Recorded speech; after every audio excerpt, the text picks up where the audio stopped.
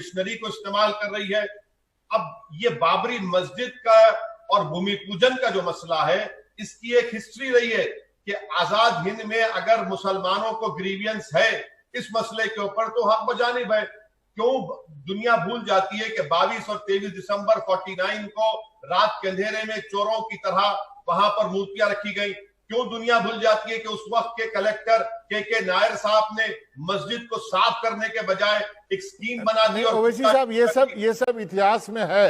मेरा आपसे सीधा सवाल था कि Manmohan Singh ji leader of opposition Rajya Sabha में होते हुए अक्षरधाम मंदिर के उद्घाटन में क्यों जाते हैं, इसकी भी तो भर्त्सना होनी चाहिए। हमारे साथ हैं AIMIM के नेता असदुद्दीन ओवैसी साहब। सर, आपका NDTV इंडिया से बात करने के लिए आपका बहुत बहुत शुक्रिया, आपने वक्त निकाला है। मेरा सबसे पहला सवाल आपसे ये है कि प्रधानमंत्री अयोध्या जा रहे हैं मंदिर के शिलान्यास के लिए, इसमें आपको क्या एतराज हो सकता है? मुझे एतराज इसलिए है क्योंकि प्रधानमंत्री ने जब कभी भी ओथ लिया है, और ओथ प्रधानमंत्री ने भारत के संविधान पर लिया है। मेरा ऑब्जेक्शन इस बात से है कि जब भारत के प्रधानमंत्री ने संविधान पर ओथ लिया है तो उनकी सरकार का कोई मजहब नहीं हो सकता है। ये देश का कोई मजहब नहीं है और ये देश तमाम मजहब को मानता है, और जो किसी खुदा अल्लाह को नहीं मानता ये देश उसको ही मानता है। अगर नरेंद्र मोदी वहां पर बहैसियते प्रधानमंत्री या वजीर आजम जाएंगे तो ये पैगाम देंगे कि मेरा बिलीफ दूसरे बिलीफ से ज्यादा है और उनकी सरकार का कोई बिलीफ बन चुका है। इसीलिए मुझे इस पर स्ट्रांग ऑब्जेक्शन है। अगर प्रधानमंत्री को जाना है तो पूरे देश से कह दे कि मैं वहां पर बहैसियत एक अपनी इंडिविजुअल कैपेसिटी में नरेंद्र मोदी जा रहा है, और साथ ही साथ तमाम मीडिया से कह दे कि वो मेरा वहां पर जाने का लाइव टेलीकास्ट ना करे। एक दूसरा पॉइंट ये है कि सारी दुनिया जानती है कि 1966 में विश्व हिंदू परिषद को बनाया गया। उससे पहले कभी भी राम जन्मभूमि का मुद्दा कभी था ही नहीं। ना मालवीय, ना KM मुंशी, ना सरदार पटेल, इतने बड़े बड़े लीडर्स ने राम जन्मभूमि का मसला नहीं उठाया। विश्व हिंदू परिषद के बनने के बाद और 1989 में पालमपुर का बीजेपी रेजोल्यूशन बनाया, और उसी के दरमियान में ये पूरा राम जन्मभूमि का मसला छेड़ा गया, इसको शुरू किया गया। और आज आप देखते हैं कि खुद जिन लोगों पर बाबरी मस्जिद की डिमोलिशन का क्रिमिनल केस चल रहा है उनको दावत दी जा रही है। तीसरा ये कि 6 दिसंबर को बाबरी मस्जिद को उन लोगों ने शहीद किया जो सुप्रीम कोर्ट गए थे और जाकर सुप्रीम कोर्ट से कहा कि हम बाबरी मस्जिद को हाथ नहीं लगाएंगे। अगर सुप्रीम कोर्ट बाबरी मस्जिद के पास शिलान्यास की इजाजत नहीं देता तो मस्जिद शहीद नहीं होती। इसीलिए तमाम के तमाम चीजें देश के सामने हैं, और अगर 6 दिसंबर को मस्जिद शहीद नहीं होती तो क्या सुप्रीम कोर्ट का फैसला आता? और सारी दुनिया जानती है कि बीजेपी ने अडवाणी की रथ यात्रा को शुरू किया, जहां कहीं भी ये रथ यात्रा गई। लेकिन ओवैसी साहब क्या देखिए, आपका तर्क है, लेकिन बीजेपी का कहना है कि प्रधानमंत्री बने हैं वो पार्टी के वजह से बने हैं, पार्टी के कार्यकर्ता पहले हैं, वो पहले कह चुके हैं कि वो एक प्रचारक हैं, और उसके बाद वो बीजेपी के बदौलत बने। बीजेपी ने अपने मैनिफेस्टो में रखा हुआ है कि राम जन्मभूमि होगा। पहले उनका कहना है कि पहले हमने 3 तलाक हटाए, 370 हटाए। अब जो हमारे एजेंडे में है, चूंकि हम बहुमत में है यहाँ पे और हमारी वहाँ सरकार है, इसलिए जरूरी है, और प्रधानमंत्री एक प्रचारक की हैसियत से हैं अभी, क्योंकि वो बीजेपी में है इसलिए वो प्रधानमंत्री हैं। वो प्रचारक यकीनन थे और मुझे यकीन है कि है भी अभी, मगर एक बहुत बड़ी मुश्किल उनके लिए ये है कि संविधान के लिहाज से वो एक देश के प्रधानमंत्री हैं। वो कह देना सारी देश के सामने कि नरेंद्र मोदी प्रचारक है, नरेंद्र मोदी पहले प्रचारक है बाद में प्राइम मिनिस्टर है, नरेंद्र मोदी आज भी संघ परिवार से उनका रिश्ता है, वो देश के प्रधानमंत्री बाद में है।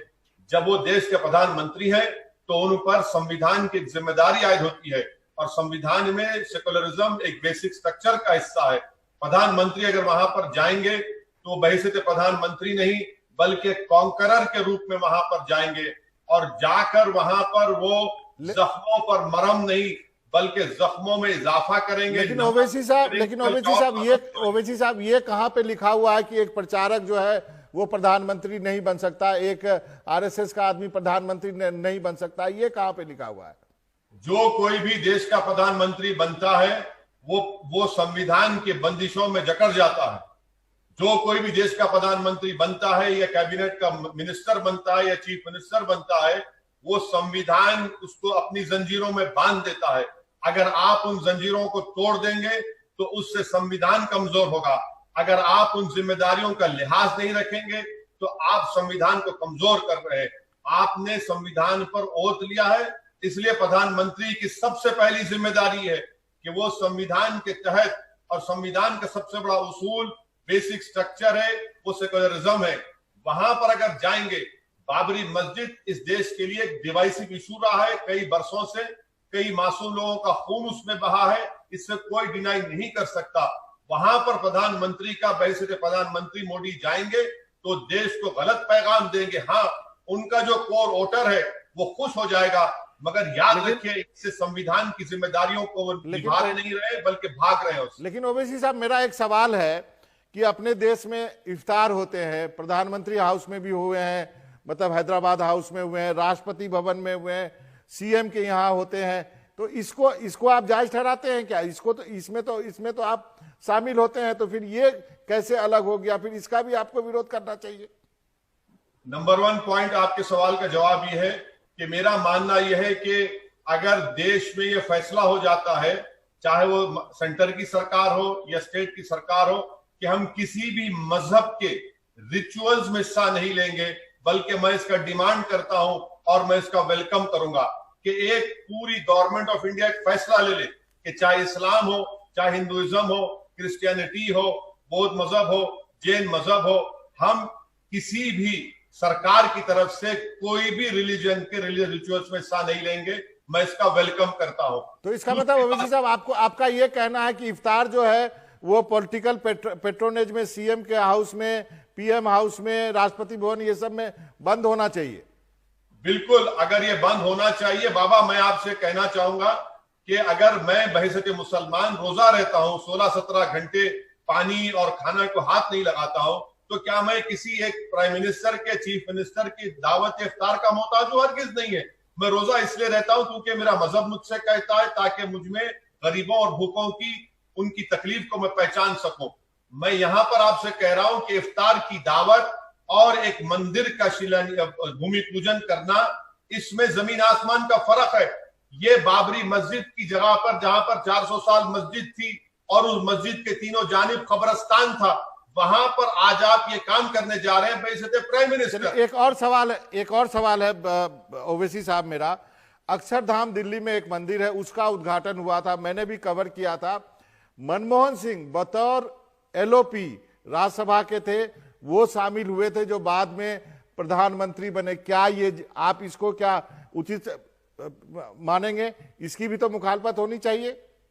देखिए, अगर मंदिर बनाने वालों ने अगर किसी को दावत दी है और वो वहां पर जाते हैं और उसमें सरकार का कोई रोल नहीं है, सरकार का पैसा नहीं लग रहा है, तो यकीनन उसमें कोई बुरी बात नहीं है। अगर सरकार का पैसा लग रहा है और सरकार वहां पर पूरा अपनी मशीनरी को इस्तेमाल कर रही है। अब ये बाबरी मस्जिद का और भूमि पूजन का जो मसला है, इसकी एक हिस्ट्री रही है कि आजाद हिंद में अगर मुसलमानों को ग्रीवियंस है इस मसले के ऊपर, तो हक बजानिब है। क्यों दुनिया भूल जाती है कि 22 और 23 दिसंबर 49 को रात के अंधेरे में चोरों की तरह वहां पर मूर्तियां रखी गई? क्यों दुनिया भूल जाती है कि उस वक्त के कलेक्टर के नायर साहब ने मस्जिद को साफ करने के बजाय एक स्कीम बना दी? ओवैसी साहब, ये सब इतिहास में है। मेरा आपसे सीधा सवाल था कि Manmohan Singh ji leader of opposition Rajya Sabha में होते हुए अक्षरधाम मंदिर के उद्घाटन में क्यों जाते हैं? इसकी भी तो भर्त्सना होनी चाहिए। देखिए, मुझे नहीं मालूम कि अक्षरधाम मंदिर में सरकार का क्या इन्वॉल्वमेंट था। मैं आपसे फिर से कह रहा हूं कि गवर्नमेंट का किसी भी रिलीजन के रिचुअल्स में, उसके तमाम चीजों में उनको शामिल नहीं होना चाहिए। ये देश की खूबसूरती है कि ये देश का कोई मजहब नहीं है। गवर्नमेंट रिलीजन के से अलग होना चाहिए, उससे ऊपर होना चाहिए, और गवर्नमेंट यकीनन तमाम रिलीजन को माने, मगर अगर एक गवर्नमेंट या अगर एक एलओपी एक रिलीजन को प्रमोट करता है तो इससे देश का सेकुलरिज्म कमजोर होगा, इसमें देश में गलत मैसेज जाएगा और मेजॉरिटेरियन फॉर्म ऑफ पॉलिटिक्स में और इजाफा होगा। लेकिन ओवैसी साहब कहने वाले तो ये भी कहते हैं कि आपके पार्टी के नाम में मुसलमान है, आप क्यों आप केवल विरोध करने के लिए इस सरकार के हर काम का विरोध करते हैं? ये जाहिल लोग हैं, अनपढ़ लोग हैं। अगर वो पढ़ लेते इलेक्शन लॉ, किसी भी पॉलिटिकल पार्टी को जब रजिस्ट्रेशन करवाया जाता है तो उससे कहा जाता है कि आपको भारत के संविधान को मानना पड़ेगा, आपको भारत के प्रियम्बल को मानना पड़ेगा, जिसमें लिबर्टी, इक्वालिटी, जस्टिस, फ्रेटर्निटी लिखा गया, जिसमें फंडामेंटल राइट्स है। कोई भी पॉलिटिकल पार्टी का रजिस्ट्रेशन उस वक्त तक नहीं होता जब तक कि आपको लिखकर देना पड़ता कि आप भारत के संविधान को मानते हैं। और उसी संविधान का हवाला देकर मैं प्राइम मिनिस्टर के इस विजिट का स्ट्रॉन्ग ऑब्जेक्शन करता हूं, क्योंकि वो संविधान की धज्जियों को उड़ाएंगे और संविधान के सेकुलरिज्म को कमजोर करेंगे।